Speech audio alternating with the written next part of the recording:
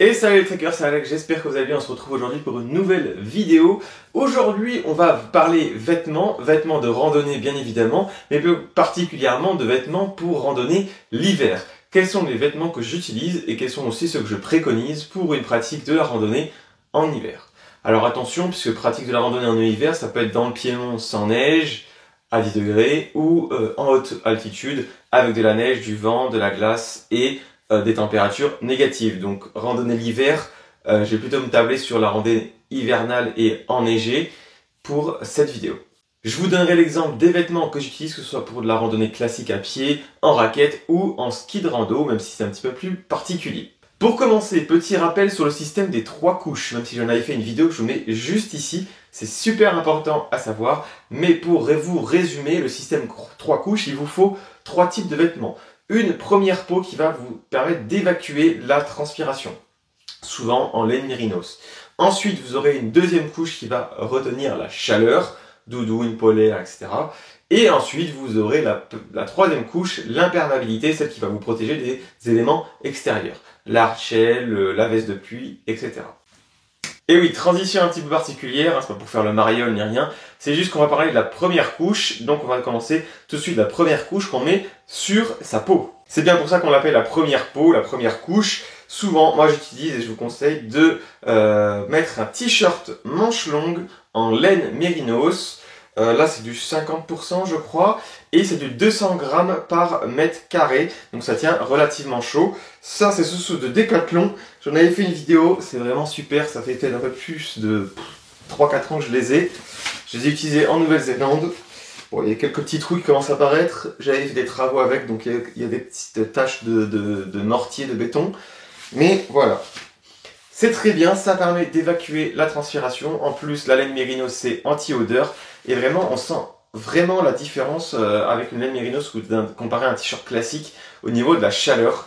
Et je vous conseille des manches longues, comme ça vous pouvez le retirer complètement si vous faites une activité, tout en continuant à vous protéger un petit peu du froid et aussi également du soleil. On en reparlera, mais l'hiver, le soleil, attention. Deuxième couche, la polaire. La polaire, et oui, donc cette deuxième couche va venir emprisonner la chaleur que vous produisez. Hein, les vêtements ne vous tiennent pas chaud, ils emprisonnent la chaleur que vous produisez. La polaire, avec cette petite maille aérée, va emprisonner l'air chaud autour de vous et vous tenir chaud.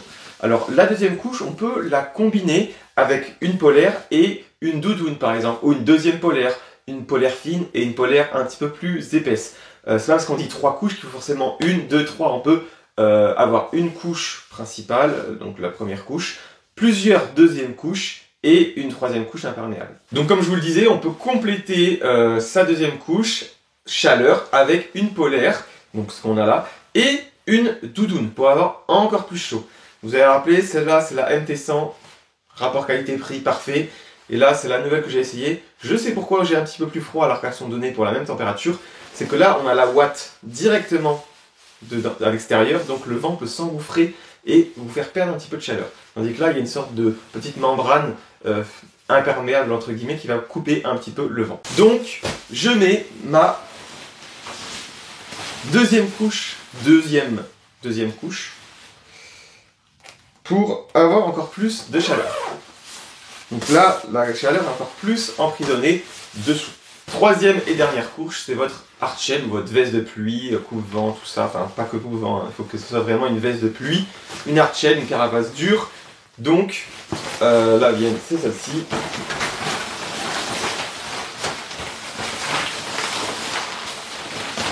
Moi, c'est une veste de ski de rando, donc j'ai des ouvertures au niveau des écoutilles, des aisselles pour faire évacuer la chaleur que j'aurai en trop, pour quand même être protégé des éléments extérieurs, tout en évacuant la chaleur. Autrement, on va vite transpirer et la transpiration, c'est l'ennemi numéro 1 pendant l'hiver, puisque une fois que vous êtes mouillé, et ben vous allez vite avoir froid et c'est difficile de faire sécher ces vêtements. Il faut avoir chaud sans transpirer. C'est pour ça qu'il faut faire des pauses régulières pour défaire et refaire les couches. Je sais que c'est pénible, mais c'est super important de le faire en hiver, de s'arrêter, faire des pauses. On a trop chaud, on enlève une couche, on a froid, on en remet une. Puisque, en fait, si on a chaud, on va transpirer, on va créer de l'humidité, et après on va avoir froid, et si on a froid, bon, là c'est un petit peu moins grave. Il vaut mieux avoir un petit peu froid qu'un petit peu chaud quand on est en train de randonner en hiver. On récapitule. Première couche, donc moi je vous conseille un t-shirt manche longue en laine mérinos, 200 grammes par mètre carré, c'est pas mal. Ensuite, deuxième couche, la polaire et ou la doudoune. Et troisième couche, votre veste de pluie imperméable et coupe-vent. Là, vous êtes paré pour aller randonner en hiver, pour le haut du corps en tout cas. Concernant le bas, on va commencer avec le pantalon. Donc le pantalon, vous pouvez utiliser un pantalon de randonnée classique comme j'ai ici. Ça sera pour les températures pas très froides, ou alors vous n'avez pas forcément envie d'investir dans quelque chose de plus chaud. Alors dans ce cas, vous pouvez le combiner avec un leggings ou un lycra. Moi, c'est un petit lycra legging thermique que je vais mettre par-dessous mon pantalon pour avoir un petit peu plus chaud. Si vous utilisez aussi un pantalon dit classique de randonnée, pensez peut-être à mettre des guêtres au niveau des jambes pour éviter que la neige mouille le bas de votre pantalon et aussi rentre dans vos chaussures. Si vous faites de l'alpinisme ou que vous randonnez énormément en hiver, je vous conseille le pantalon chez Decathlon, là Simon, vraiment super. Vous avez des ouvertures, il est bien plus épais, bien plus chaud, il est déperlant également. Et à l'intérieur, vous avez, vous voyez, la petite guêtre intégrée. Et également, vous avez, juste là, je vais vous montrer, vous avez le crochet qui va venir prendre la guêtre intérieure et venir la fixer au lacet pour éviter qu'en fait votre pantalon remonte. Mais c'est pas aussi efficace qu'une guêtre pour l'avoir expérimenté, vous pouvez quand même avoir de la neige qui rentre. Donc là, on est sur quelque chose d'un petit peu plus chaud, un petit peu plus épais, un petit peu plus imperméable, mais on a quand même les ouvertures au niveau des cuisses pour pouvoir aérer si on a trop chaud. Moi, ça m'est déjà arrivé de mettre ce pantalon-là et le lycra tellement il faisait froid, hein, sur du ski de rando ou autre. Surtout qu'au ski de rando, on va avoir chaud à la montée, mais à la descente, on peut avoir un petit peu plus froid. Donc ça, les pantalons d'alpinisme, vraiment pas mal pour aller randonner l'hiver. Moi je l'avais pris chez Decathlon. Vous dites-moi si d'ailleurs ça vous intéresse que je vous fasse une review de ce pantalon. Je l'ai énormément utilisé, d'ailleurs là le déperlant commence à partir parce que quand je m'assois dans la neige, j'ai le cul mouillé. Voilà. Mais dites-moi si ça vous intéresse le pantalon d'alpinisme. Les chaussettes, chose très importante également.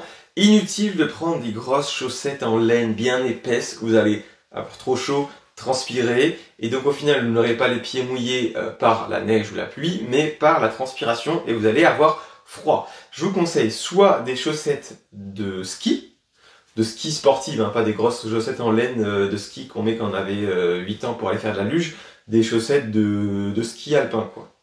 Donc qui sont faits pour le sport avec des zones de renfort, aérées, etc., mais qui sont un petit peu chaudes. Ou alors des chaussettes un petit peu plus classiques, pas des chaussettes d'été, mais c'est des chaussettes de randonnée, on va dire 3 saisons. Moi je trouve que c'est bien, comme ça on n'a pas trop chaud et le pied peut respirer. Par contre, vos meilleures chaussettes seront inutiles si vous n'avez pas de chaussures imperméables pour aller marcher dans la neige.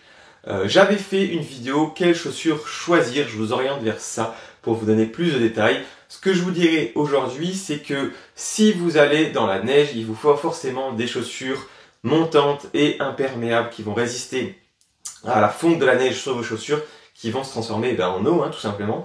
Si par contre vous allez sur un terrain sec en hiver, vous pouvez bien prendre vos chaussures de randonnée classiques pour aller dans l'herbe, même si c'est l'hiver, c'est pas grave. Mettez juste des bonnes chaussettes avec et ça fera très bien l'affaire, vos chaussures de randonnée estivales s'il n'y a pas de neige. Par contre, s'il y a de la neige, comme je vous l'ai dit, chaussures montantes et imperméables.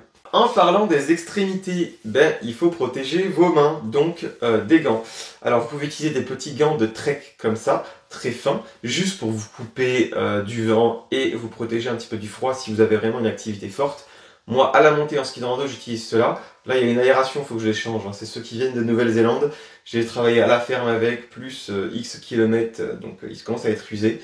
Mais c'est la même chose que les petits gants Fort Class de trek de chez Decathlon.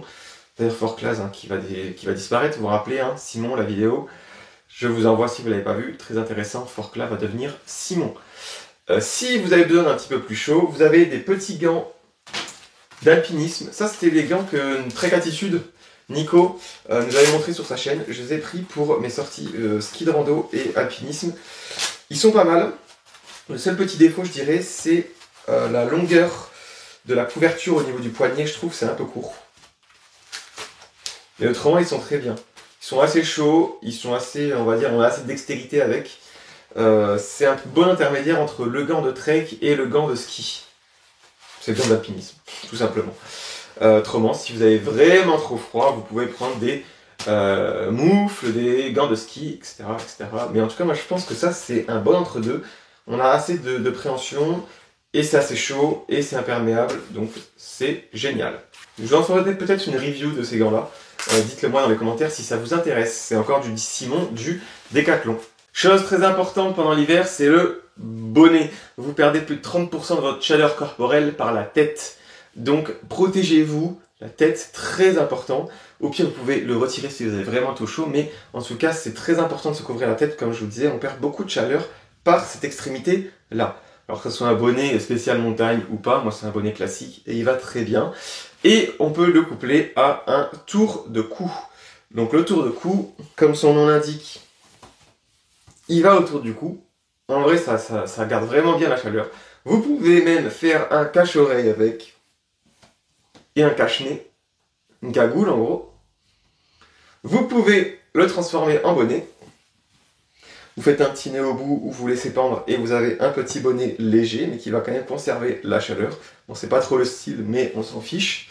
Donc ça c'est vraiment un outil indispensable, que ce soit en trek estival d'ailleurs ou même en trek hivernal, le tour de cou. J'en ai toujours un ou deux dans mon sac, c'est très pratique. Élément indispensable de la randonnée, que ce soit estivale mais encore plus en hiver, ce sont les lunettes de soleil. Pourquoi? Eh bien parce qu'en fait, la neige va réfléchir les rayons du soleil. Et donc en fait, vous avez les rayons du soleil qui viennent directement, plus la réflexion de la neige. C'est comme sur l'eau, les marins ont toujours des lunettes. Et bien quand vous allez à la neige, c'est la même chose. Ça s'appelle l'albédo. L'albédo, c'est le pouvoir de réflexion de la neige. Là, on est sur des polarisés photochromiques. C'est ce que j'ai eu à Noël, je les ai demandé. C'est des Julbo. C'est des polarisés et des photochromiques de 2 à 4. Donc ça va s'adapter en fonction de la luminosité entre 2 et 4 de protection. Attention, le niveau 4 est interdit en France pour conduire avec. C'est pour ça qu'avant j'avais des catégories 3 pour pouvoir faire voiture, vie courante et activité de montagne. Voilà. Mais donc très important de vous protéger les yeux.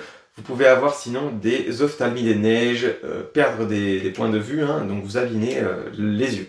Donc super important de vous protéger, pas forcément d'avoir des lunettes de compétition, hein, mais juste une bonne protection, catégorie 3, je pense que c'est très bien. Toujours concernant le soleil, n'oubliez pas de vous mettre de la crème solaire, hein, surtout au niveau du visage, des lèvres, du nez, un peu comme les surfeurs.